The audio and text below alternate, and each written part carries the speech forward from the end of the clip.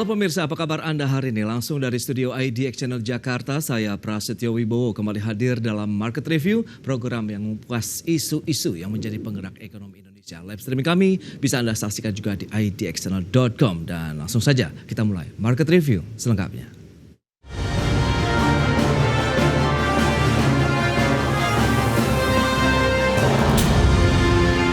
Ya, pemirsa, Bursa Efek Indonesia resmi meluncurkan instrumen investasi baru berupa kontrak berjangka atau single stock futures. Adapun underlying single stock futures merupakan saham-saham konstituen indeks LQ45 yang memiliki likuiditas tinggi kemudian fundamental yang baik.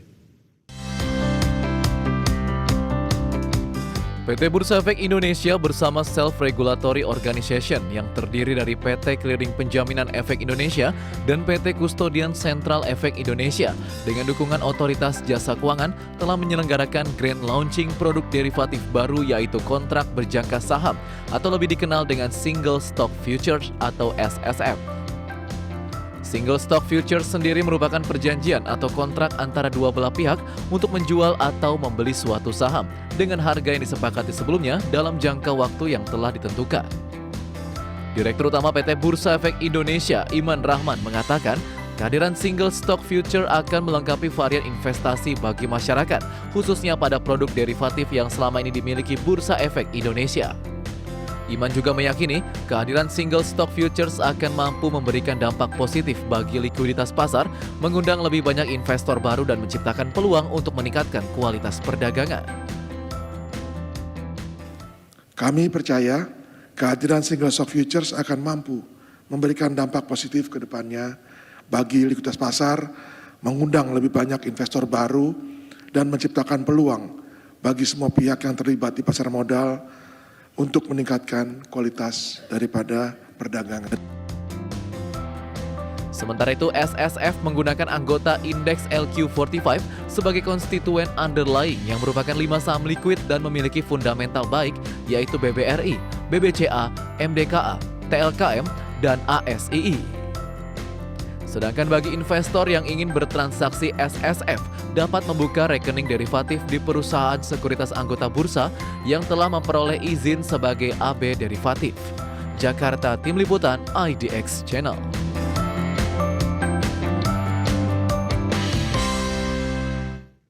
Ya, pemirsa, untuk membahas tema menarik kita hari ini, di mana Bursa Efek Indonesia meluncurkan instrumen investasi single stock futures, sudah hadir bersama saya di studio IDX Channel, Bapak Adi Indarto Hartono. Beliau adalah Direktur Utama PT Bina Arta Sekuritas. Halo, selamat pagi Pak Adi. Selamat pagi. Salam sehat Pak. Sehat. Baik, terima kasih juga atas kehadirannya dan langsung saja kita berbincang terkait dengan instrumen investasi baru nih yang sudah diluncurkan oleh Bursa Efek Indonesia. Sebelum membahas lebih jauh, mungkin Pak Adi bisa menjelaskan juga nih kepada pemirsa apa sih yang dimaksud terkait dengan single stock futures ini. Silakan. Single stock futures sebenarnya adalah kontrak, jadi bukan saham ya. Kontrak yang underlying-nya merupakan saham LQ45. Saat ini kita mempunyai 5 saham yang menjadi underlying dari single stock futures kontrak. Bank BCA, Bank BRI, MDKA, Astra, dan Telkom itu 5 saham underlying. Ya, feature-nya adalah merupakan kontrak, jadi ada jatuh tempo dalam 1, 2, dan 3 tahun. Jadi ini bukan saham, ini adalah kontrak derivatif dari saham-saham underlying tersebut. Oke, lantas tujuan dari Bursa Efek Indonesia sendiri untuk menerbitkan produk single stock futures ini apa nih Pak Adi? Apakah untuk lebih kepada meramaikan lagi nih jenis-jenis investasi buat pasar modal kita, kemudian juga ada pendalaman pasar di sana? Ya, jadi mungkin kita bisa bilang bahwa itu adalah kombinasi dari semuanya ya. Ada unsur pendalaman pasar, ada unsur spekulasi yang lebih bisa memberikan imbal hasil yang lebih baik dibandingkan sahamnya sendiri, karena ada faktor leverage di sini, dan juga karena diselesaikan dalam untung ruginya diselesaikan dalam T1 ya, kemudian juga kalau mau menjual bisa langsung menjual karena kita mempunyai market maker yang memberikan likuiditas ke perdagangan single stock futures ini. Kemudian juga karena faktor margin kita nggak store penuh nilai pembelian kontrak itu, kita jadi ada daya ungkit juga ya di sini. Menciptakan satu resiko juga, tapi juga mempunyai keuntungan yang lebih karena daya ungkit itu. Nah, kemudian juga ada satu feature lagi yang bisa membuat investor boleh short dengan cara menjual single stock future ini, sehingga dapat juga memperoleh manfaat kalau harga sahamnya turun ya. Dan ada feature lindung nilai juga gitu loh. Jadi cukup lengkap instrumen ini untuk bisa digunakan oleh investor untuk mengurangi risiko dan juga untuk mendapat return lebih dari market yang naik atau market turun. Wow, berarti banyak feature yang bisa memberikan benefit tersendiri lah ya buat bagi para investornya. Lantas apa yang membedakan berarti Pak Adi instrumen investasi ini, kemudian apa sih keunggulannya dibandingkan produk-produk yang sudah ada? Mungkin kembali lagi bahwa karena ini adalah menggunakan margin ya, jadi secara kebutuhan dananya akan jauh lebih kecil. Mempunyai daya ungkit tadi karena margin itu relatif rendah di uang yang dikeluarkan oleh nasabah dibandingkan kalau membeli instrumen saham langsung. Sehingga faktor daya ungkit ini yang membuat returnnya bisa lebih, tapi juga ada risiko bahwa kalau salah mengambil posisi, kerugiannya juga akan jauh lebih besar daripada kalau misalnya tidak menggunakan margin ini. Nah, jadi banyak sekali keuntungannya ya dengan adanya instrumen baru ini. Kita bisa lihat bahwa instrumen ini mungkin baru dikenal di kita, tapi di lain negara banyak sekali ditransaksikan. Oh, berarti memang sudah banyak negara yang menerapkan ataupun mengeluarkan produk investasi seperti SSF ini ya? Nah, lantas bagaimana Pak? Kalau kita lihat kan tadi ada underlying-nya begitu yang Anda katakan memang ini adalah berbasis saham. Ada basisnya adalah LQ45 begitu yang pasti sudah liquid. Kemudian ini juga memberikan satu keyakinan juga bagi investor. Mungkin bisa dijelaskan terkait dengan underlying dari SSF ini? Saat ini ada 5 saham. 2 dari perbankan, BCA, BRI. Kemudian ada Astra, Telkom, dan MDK. Mungkin kenapa dipilih ya mungkin ini instrumennya dikeluarkan oleh Bursa Efek. Jadi kita diberikan 5 nama saham ini untuk ditransaksikan di single stock futures. Apakah underlying ini juga nantinya akan ikut mempengaruhi harga dari single stock futures ini Pak Adi? Tapi tahan dulu jawabannya, kita akan bahas nanti di segmen berikutnya ya. Kita akan jeda dulu sebentar. Dan pemirsa, pastikan Anda masih bersama kami.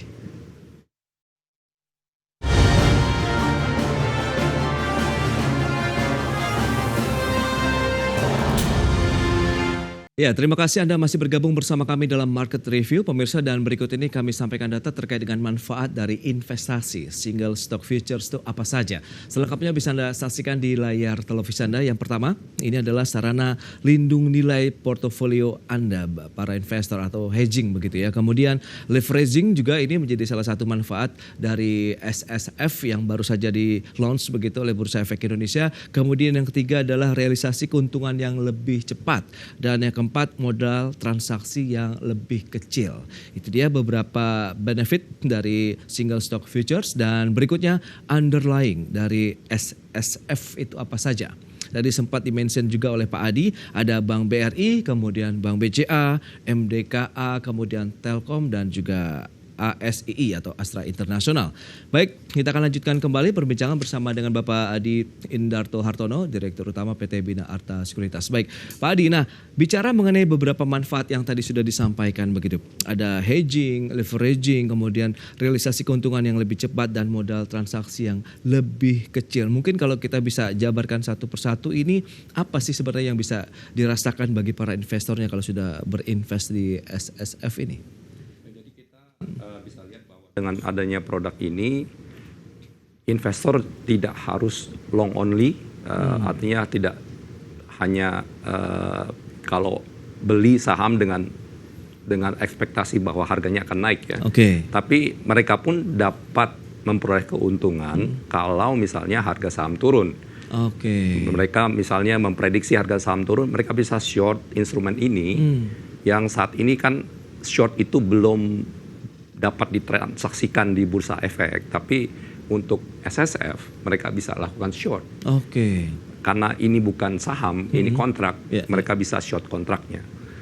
Baik. Nah, bicara mengenai literasi tingkat pemahaman investornya sendiri nih Pak Adi, menarik kalau kita cermati kan sudah cukup beragam ya instrumen investasi di pasar modal begitu. Lantas bagaimana dengan single stock futures ini begitu? Apakah terkait dengan transaksi short kemudian dengan beberapa benefit yang tadi sudah disampaikan ini menjadi salah satu mungkin akhirnya daya tarik juga nih bagi para investor begitu untuk masuk ke SSF? Kita berharap begitu ya. Tapi memang segala sesuatu yang baru itu harus melalui tahapan edukasi. Kita sendiri setelah beberapa kali melakukan roadshow dengan Bursa Efek untuk memperkenalkan produk itu, melakukan segala terakhir kita lakukan Capital Market Summit Expo, di mana kita memperkenalkan produk ini juga. Jadi ini adalah proses yang akan kita lakukan untuk memperkenalkan produk baru ini, dan kalau kita lihat di bursa lain ternyata cukup banyak kontrak yang sudah mereka buat. Dalam 1 bulan itu bisa ratusan juta kontrak. Berarti memang responnya sebenarnya cukup menarik ya, cukup positif begitu ya Pak Adi. Nah, lantas apakah underlying ini juga bisa mempengaruhi dari pergerakan harganya sendiri atau nilainya dari single stock futures? Ya, jadi kalau kita sebagai liquidity provider, tentunya kita memberikan likuiditas terhadap kontrak ini ya. Kita harus jadi standby buyer dan standby seller. Tentunya dengan makin banyaknya kontrak yang kita buka, kita harus melakukan hedging, kita harus melakukan langkah tertentu untuk lindung nilai terhadap pergerakan kontrak ini sendiri gitu. Nah, jadi balik lagi kalau kita mau melakukan lindung nilai, kita juga akan langsung ke underlying sahamnya. Dan ini tentunya akan menciptakan transaksi di bursa efek, di saham bursa efek ini yang menjadi underlying dari kontrak SSF ya. Apakah kita harus short atau kita harus long, ini yang akan kita lakukan tergantung dari jumlah kontrak yang kita transaksikan di pasar SSF. Nah, kalau kita bicara mengenai mekanisme perdagangannya, ini saya juga penasaran nih Pak Adi. Mungkin bisa dijelaskan juga secara detail begitu kepada pemirsa seperti apa sih Pak mekanisme perdagangan SSF ini? Apakah beda dengan saham atau bagaimana? Sebenarnya sama,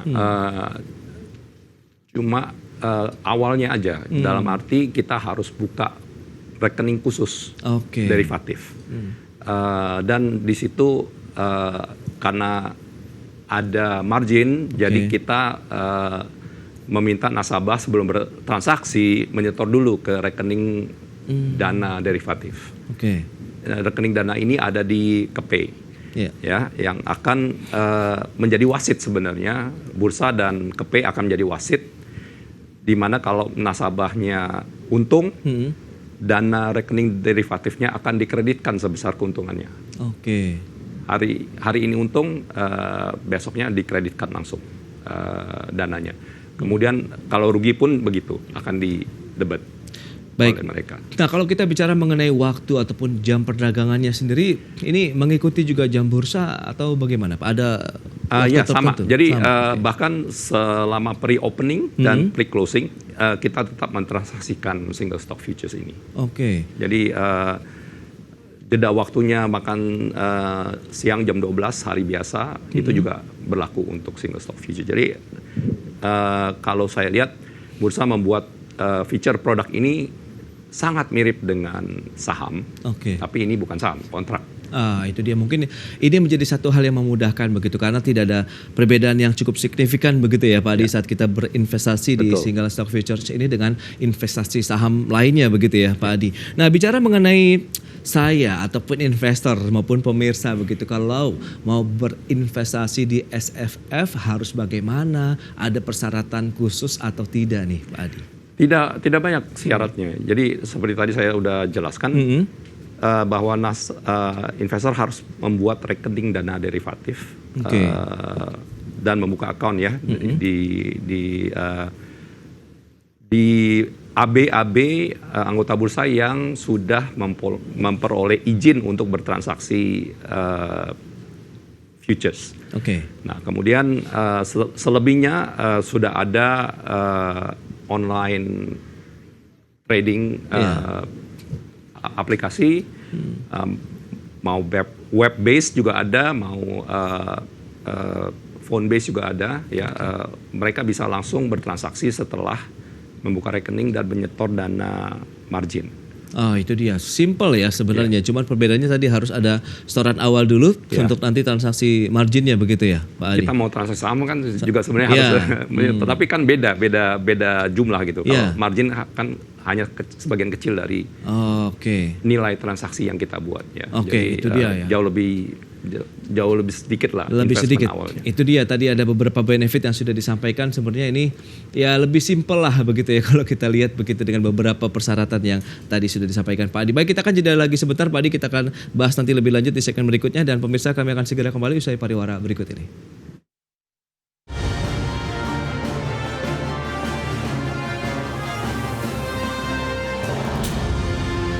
Masih bersama kami dalam Market Review pemirsa, dan masih berbincang bersama dengan Bapak Adi Indarto Hartono, Direktur Utama PT Bina Arta Sekuritas. Baik Pak Adi, kita akan lanjutkan kembali. Nah, bicara mengenai tadi ada dana yang harus memang di store di awal begitu. Nah, ini apakah nilainya kalau misalnya kita transaksi saham kan juga memang ada batasan tertentu. Nah, kalau untuk yang SFF ini berapa sih Pak?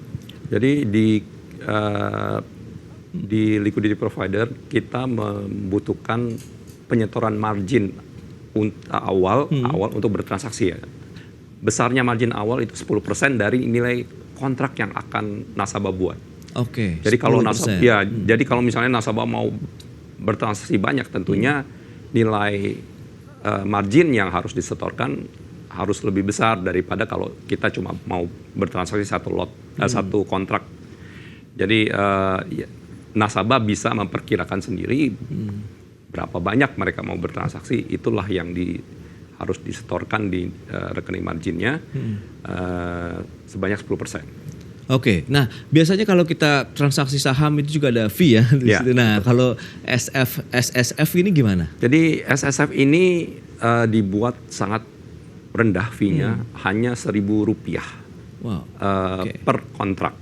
Jadi kalau harga underlying-nya mahal, jadi kayak misalnya BCA kan di atas 10.000 ya. Satu kontraknya itu hanya Rp1.000. Rp1.000 saja? Hanya Rp1.000.